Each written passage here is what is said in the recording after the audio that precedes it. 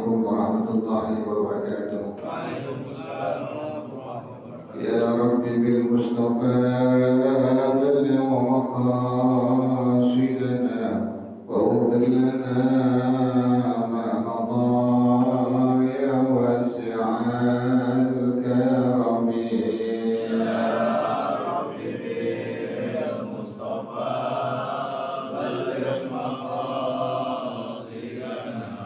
واغفر لنا ما مضى يا واسع الكرم. لم يهترم قلب ضحى مطلقا أبدا وما تثاءب أصلا في مدى الزمن.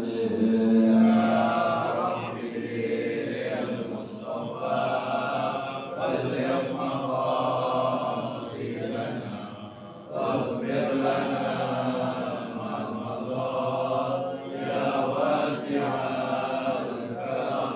منه الدواب فلم تهرب وما وقعت ذبابة أبدا في جسمه الحسن. يا رب بالمصطفى بلغ مقاصدنا واغفر لنا ما مضى يا واسع الكرم. بخلفه كأمام رأية ثبتت ولا يرى أثر بول منه بعلن.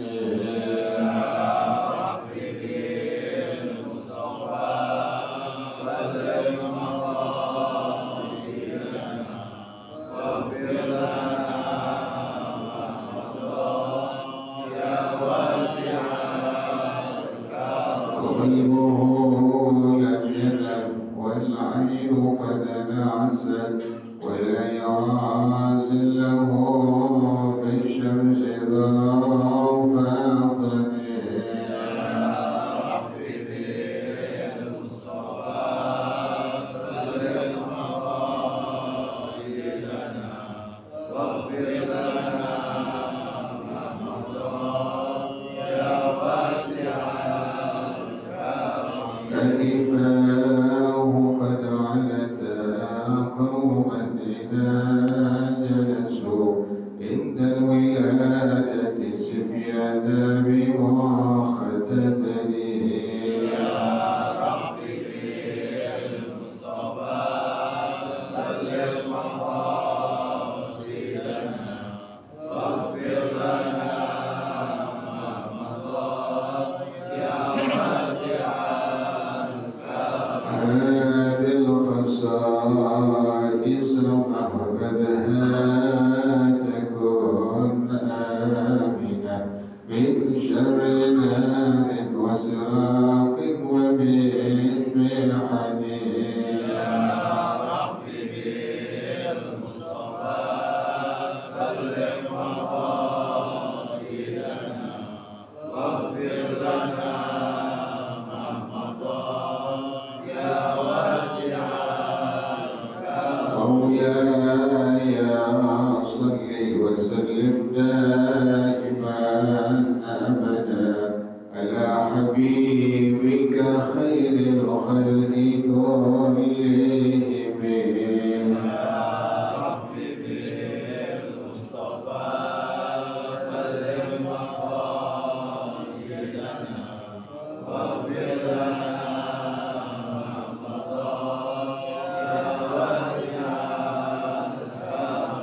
اللهم صل وسلم وبارك عليه وعلى آله الفتح على رسول الله صلى الله عليه وسلم ثم أرواحنا به وإخوانه من الأنبياء والمرسلين والصحابة أجمعين والعلماء العاملين ثم أرواح آبائنا وأمهاتنا وأجدادنا وجداتنا وشيخنا ومعلمنا في الدين ولجميع المسلمين والمسلمات والمؤمنين والمؤمنات سأل شيخنا ورب أرواحنا الحبيب عبد الرحمن بن أحمد السلام وشيخنا ورب أرواحنا الحبيب الحبيب علي بن الحبيب عبد الرحمن صلى الله عليه وسلم رب أرواحنا في هدي الدين بالكي هدي الرغيب وإلى معلمنا الكتاب الشيخ زين الدين بن عبد العزيز المليمري الشافعي وأصولهم وفروعهم أن الله يتغشاهم بالرحمة والمغفرة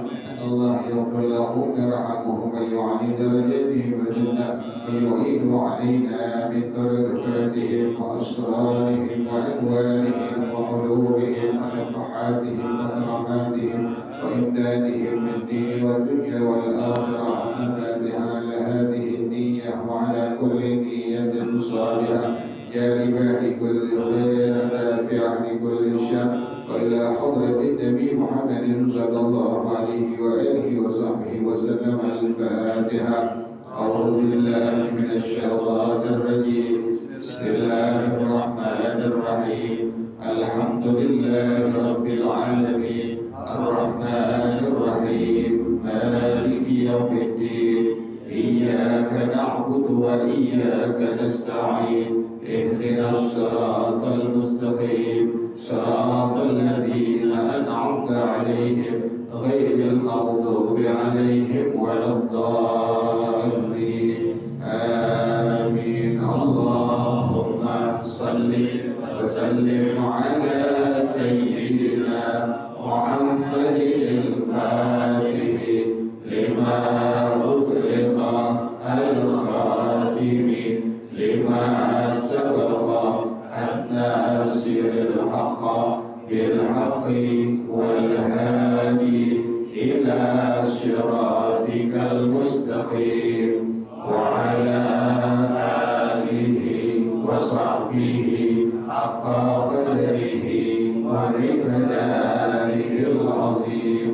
اللهم أخرجنا من ظلمات الوهم وأكرمنا بنور الفهم وافتح علينا بمعرفة العلم وحسن أخلاقنا بالحلم وسهل لنا أبواب فضلك وانشر علينا من خزائن رحمتك يا أرحم الراحمين. بسم الله الرحمن الرحيم. لا أنت بنحوي برغوث ودمل وهجم وإن كثر بغير فعله ولا عن قليل دم أجنبي غير نحو كلب ودم نحو حيض ولا عن روث وبول نحو خفاس وإن كثر ويعفى عن درك طيور في المسجد وإن كثر ما لم يتعمد ملاقاته من غير حاجة ولم يكن هو أو مماسه رتبا. الله أعلم بالصواب. بسم الله الرحمن الرحيم. الحمد لله رب العالمين والصلاة والسلام على أشرف الأنبياء والمرسلين وعلى آله وصحبه أجمعين. قال الشيخ الإمام المؤلف رحمه الله على من نفع به بركات علومه وبقوم الدارين آمين. قال رضي الله تعالى عنه. بسم الله الرحمن الرحيم.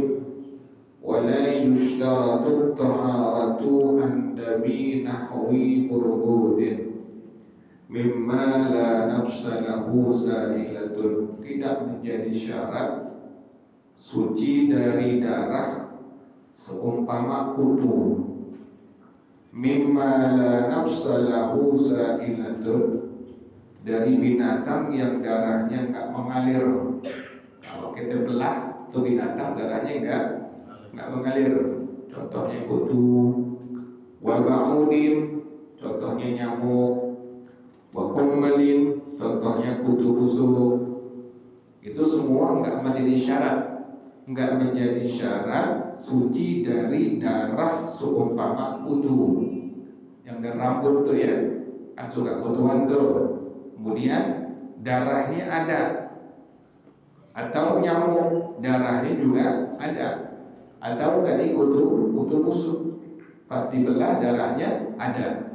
Nah ini semua wahina izin yu'fa'anid damil madhkuri fi malbusihi, dan semua itu yang tersebut tadi dimaaf darahnya apabila terkena baju yang sedang kita pakai.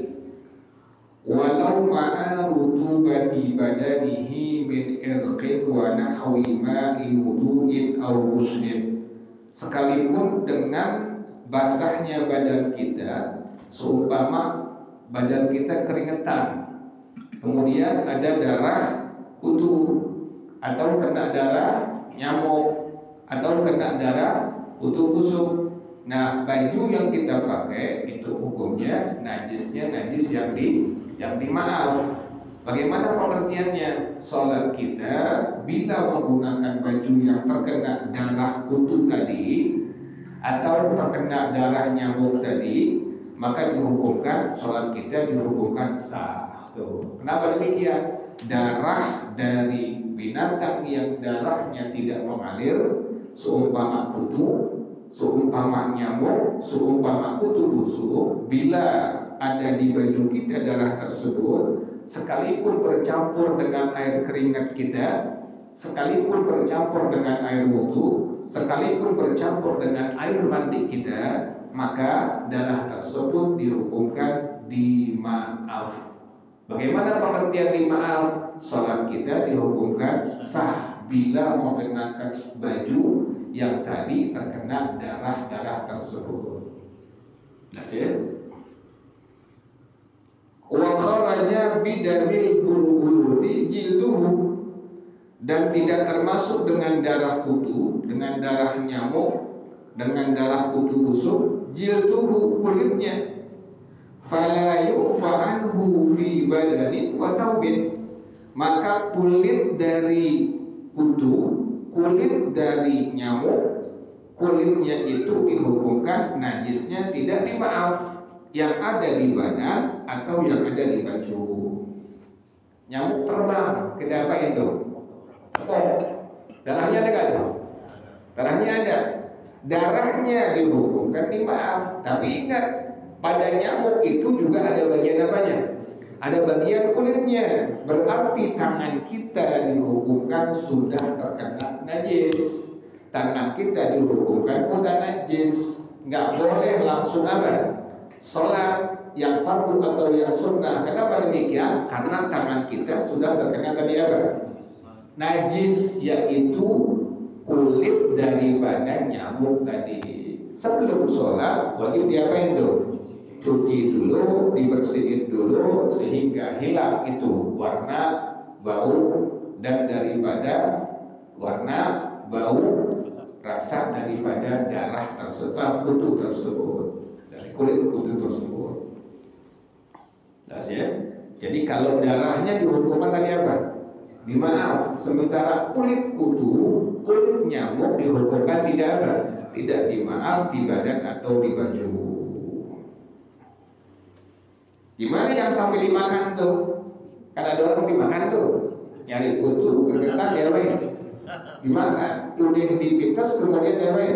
Dimakan. Berarti kulitnya ada apa itu? Ada kulit daripada kutu tadi. Kulit kutu tadi bagaimana hukumnya? Najis. Berarti mulut itu orang terkena apa? Terkena najis. Bukan najis, nggak boleh langsung sholat. Diapain dulu tuh? Dicuci dulu, dibersihin dulu. Kenapa demikian? Darahnya saja yang dimaaf pada hukum agama, sementara kulitnya dihukumkan tidak apa? Tidak dimaaf. Jangan paham tuh ya. Jadi kita jangan sembarangan. Mendingan pakai raket yang dari apa itu? listrik tuh, kita pengen tepok nyamuk jangan pakai tangan, itu aja raket tuh. Tapi ingat juga, bila sudah mati jatuh di ubin, buru-buru diapain? Disapu. Kenapa demikian? Kulitnya dihukumkan apa? Dihukumkan najis. Nggak disapu. Kita pengen sembahyang, kaki kita habis wudu basah, kemudian nginjak itu kulit daripada apa? Nyamuk yang tadi mati, berarti kaki kita kena apa itu?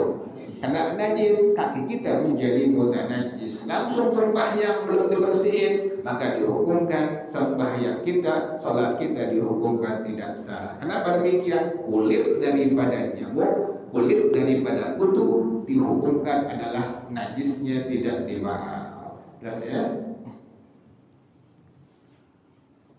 Makanya ibadah kan susah. Kudu pakai apa itu? Kudu pakai ilmu, nggak asal-asalan. Kudu pakai ilmu. Sebegitu aja urusan darah dengan kulit daripada nyamuk daripada kutu agama ngatur ya. Kenapa demikian? Kok harus suci? Karena kita sholat menghadap Allah yang maha apa? Yang maha suci. Makanya kita wajib semuanya suci. Suci badan, suci pakaian, suci tempat, semua wajib suci. Kenapa demikian? Karena kita akan menghadap Allah yang maha suci. Taiknya najis.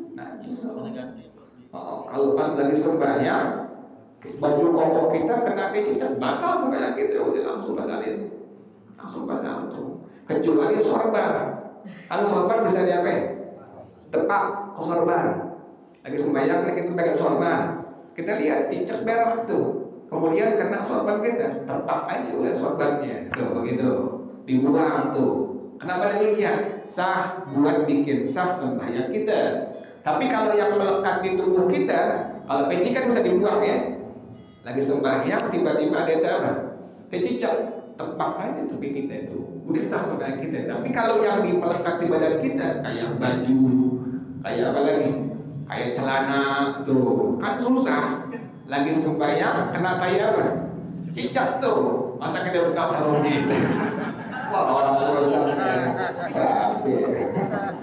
makanya kan pakai pangsi sunnah. Pakai pangsi apa? Sunnah. Bukan bajunya orang Betawi, bukan pakaiannya orang Betawi. Pangsi itu merupakan sunnah daripada sunnahnya Rasulullah SAW. Kita pakai sarung, dalamnya pakai apa? Pakai pangsi.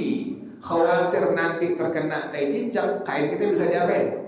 Bisa dilepas. Kalau nggak pakai pangsi, wow. Ada pangsi bisa luar biasa, satu masjid bisa kabur. Jelas ya. Jadi tai cicak bila terkena pada tadi apa? Sorban, kemudian pada apa? Pada peci, tinggal diapain?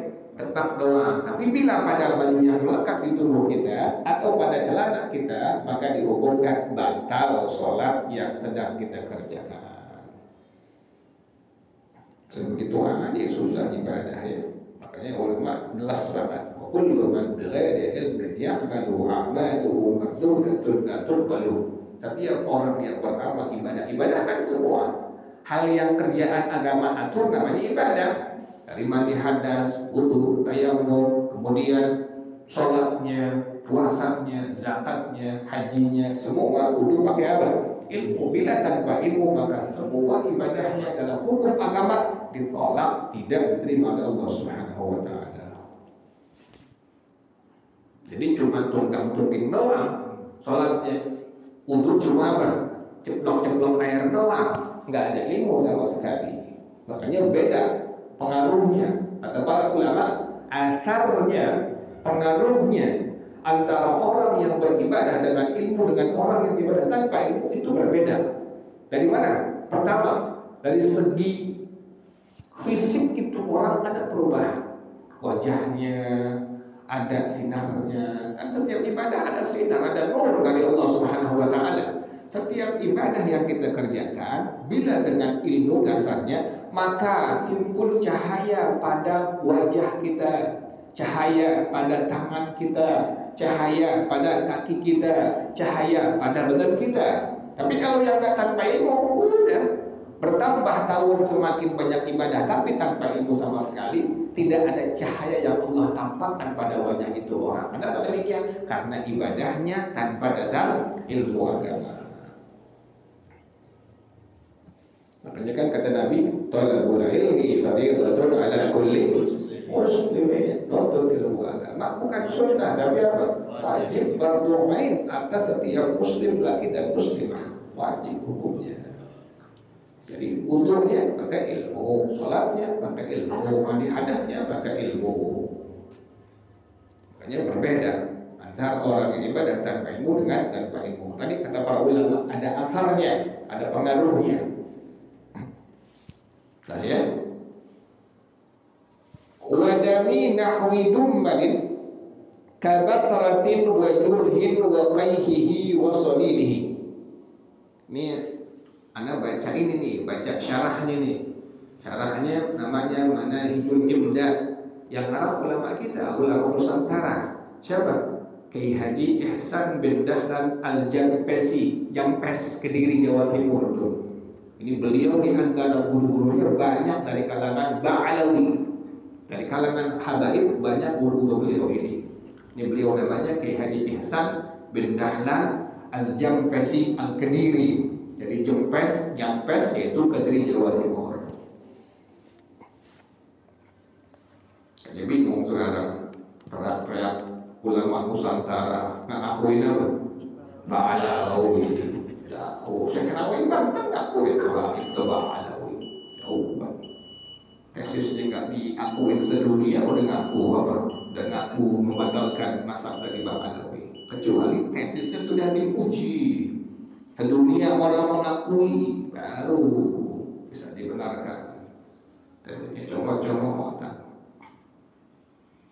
Nah, jelas ya.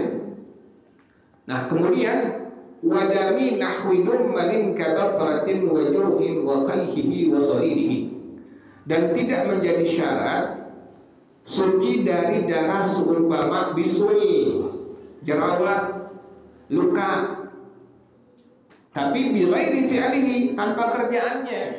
Kita bisulan, kemudian lagi sembahyang pecah sendiri, itu bisul. Keluar apanya? Keluar darahnya. Mau sedikit mau banyak darahnya najis tapi dimaaf. Bagaimana pengertian najis tapi dimaaf? Salat kita dihukumkan sah tuh. Kenapa demikian? Karena bisulnya pecah sendiri. Kita jerawatan, kemudian lagi sholat fardu atau yang sunnah, jerawat kita apa? Pecah, keluar darahnya, keluar nanahnya. Mau sedikit mau banyak darah tersebut najis, tapi najisnya najis yang dimaaf. Bagaimana pengertian najis yang dimaaf? Salat kita dihukumkan sah. Lain halnya lagi sholat mencet apa? Jerawat, iseng tuh orang tangan tuh. Lagi sembahyang Allahu Akbar, iseng nih, gitu itu. Tek tek tek tek. Nah, bagaimana hukum darah yang keluar tadi? Bila dalam kondisi yang memang dia sengaja ngajak, maka najisnya tidak dimaaf bila banyak. Tapi bila sedikit saja, maka dihukumkan najisnya najis yang dimaaf. Kita gituin jerawat tuh, kita pecahin, lagi sembahyang. Pas pecah dikit doang keluarnya, najis tapi diapain? Dimaaf. Salat kita masih dihukumkan sah. Lain bisul. Kalau bisul kadang-kadang darahnya apa? Agak banyak tuh. Kalau jerawat dikit, dia punya darahnya agak banyak. Tapi orang bisulan sengaja-ngaja diapain? Dipencet lagi sholat, keluar darahnya seember misalnya. Misalnya itu keluar darahnya banyak tuh dari bisul yang tadi pecah tuh, maka sholatnya dihukumkan batal. Kenapa demikian? Darah yang sengaja dipecahin dari bisul tadi bila keluarnya banyak, hukumnya najisnya najis yang tidak dimaaf. Jelas ya? Hanya lagi sembahyang jangan suka iseng apa? Ituin jerawat atau kita pecahin bisul. Kenapa demikian? Itu ada konsekuensi hukumnya pada hukum agama. Wadami hajmin wa in kathura bi ghairi fi'lihi, dan juga tidak menjadi syarat darah seumpama bekam. Habis bekam kan ada apanya itu? Darahnya. Sekalipun banyak maka dihukumkan sholatnya tetap sah. habis bekam, kemudian masih ada bekas apa ini? Darahnya. Itu darahnya najis, tapi najisnya najis yang dimaaf. Salatnya dihukumkan sah, tapi bighairi fi'lihi, tanpa kerjaannya. Wallahu a'lam bissawab. Al-Fatihah. A'udzu billahi minasyaitonir rajim. Bismillahirrahmanirrahim. Alhamdulillahi rabbil alamin. Arrahmanir rahim. Maliki yaumiddin. Iyyaka na'budu wa iyyaka nasta'in. Ihdinas siratal mustaqim. Siratal ladzina an'amta 'alaihim ghairil maghdubi 'alaihim waladdallin. Amin ya rabbana i'tarafna bi annana i'tarafna wa annana asrafna wa 'ala lazza ashrafna fatub 'alaina tawbah واستر لنا العورات وآمن الروعات واغفر لوالدينا ربي ومولودينا والأهل والإخوان وسائر الخلان وكل ذي محبة أو غيرة أو صحبة والمسلمين أجمع. آمين ربي أسمع فضلا وجودا منا لا باكتساب منا بالمصطفى الرسول نحظى بكل رسول صلى وسلم ربي عليه عد الحب والآل والأصحاب عبادة الصحب والحمد لله بالبدء والتنام. Baca bersama-sama subhanakallahumma wa bihamdika asyhadu an la ilaha illa anta astaghfiruka wa atubu ilaik. Alhamdulillah ala ni'amillah, alhamdulillah ala barakatillah, alhamdulillah hamdan yuwafi ni'amahu wa yukafi'u mazidah, walhamdulillahi rabbil alamin. Ya Rasulullah salamun alayka ya rafi'al 'ashani wad daraji. Ya Rasulullah salamun alayka wad daraji. Ya Rasulullah salamun alayka ya rafi'al 'ashani wad daraji. Allahumma salli wa sallim wa barik alaihi wa ala alihi. Assalamualaikum warahmatullahi wabarakatuh.